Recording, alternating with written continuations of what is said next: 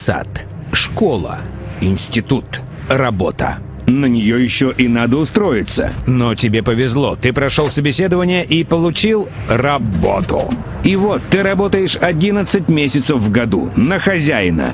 И у тебя есть отпуск. Такой долгожданный. Мгновение свободы, но только в то время, которое удобно компании. Ты полон решимости и целей. Мечта за мечтой мелькают в твоем сознании. Ты повторяешь: деньги — это свобода. В действительности, ты только что продал ее за деньги. Отныне твоя жизнь, твое время принадлежит не тебе. Свобода — нет такого слова в твоем алфавите. Это мир абсолютного большинства, 99% населения. Поздравляем, теперь ты раб. И твое назначение — создать хозяину свободное время, отдав взамен свое. Пришла пора открыто признать это, а не называть себя ценным специалистом, востребованным на рынке. Ты ничуть не ценнее для хозяина, чем негр на хлопковой плантации штата Миссисипи в 1700 году. Отличие лишь в том, что тебя не порют вожжами на конюшне за малейшую провинность, а отчитывают на ковре у хозяина и лишают премии.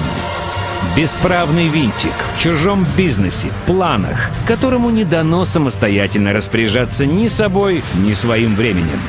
Винтик, который в любую секунду можно выкинуть и заменить на другой. А ведь тебя обязательно спишут.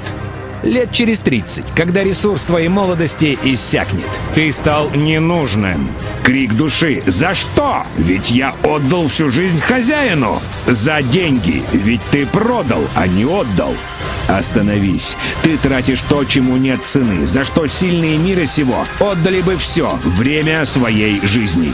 Хладнокровно продаешь минуты, годы за весьма скромную плату. Твоих сбережений не хватит и на год свободной жизни. Но ты не один. Вас 99%. Вы все уникальны. И в завершении лишь одна мечта объединит вас. Проданная по дешевке молодость. Ты и хозяин. Вы оба создания из разных миров. Его мир — мир избранных, которые живут в сейчас, купаясь в роскоши, получают от жизни все. Все, чего пожелают. Желания здесь не загадывают, а исполняют.